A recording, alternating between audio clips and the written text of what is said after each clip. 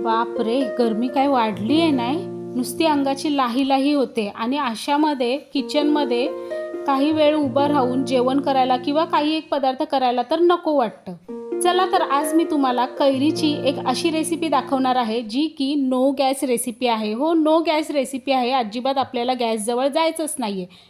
काय करायचं, कैऱ्या घ्यायच्या, आता मी मगाशी दाखवलं त्याप्रमाणे त्याचं साल काढून घ्यायचं। साल काढलं की मस्तपैकी किसणीवरती या कैऱ्या किसून घ्यायच्या। हे बघा, या प्रकारे किसून घ्यायच्या। आता मी खूप साऱ्या कैऱ्या घेतल्या होत्या, त्या माझ्या किसून झालेल्या आहेत आणि स्टीलच्या टोपामध्ये मी त्या घेतलेल्या आहेत। त्यानंतर मग काय करायचं, साखर घ्यायची, साखर कैरीमध्ये मिक्स करायची। आता साखरेचं प्रमाण कसं, तर कैरीच्या याच्यावरती, कैरी आपण कुठली घेतली याच्यावर साखरेचं प्रमाण ठरेल। कैरी जर जास्त आंबट घेतली असेल तर साखर त्याला जास्त लागेल आणि कैरी कमी आंबटवाली असेल तर साखर कमी लागेल। तरी पण कैऱ्या जेवढ्या किसल्यात त्याच्या अर्ध्या प्रमाणात तुम्ही साखर घ्या। आता मी ही टाकली, त्याच्यानंतर पुन्हा एकदा थोडीशी मी टाकली होती। साखर टाकल्यानंतर साखर कैरीच्या किसामध्ये व्यवस्थित मिक्स करून घ्यायची आहे। मी हातानेच मिक्स करते, तुम्ही चमचा घेतलात तरी चालेल, चमच्याला पाणी वगैरे लागलेलं नसावं। त्यानंतर 7-8 लवंगा आणि एक मोठा दालचिनीचा तुकडा मी त्याच्यामध्ये टाकलेला आहे।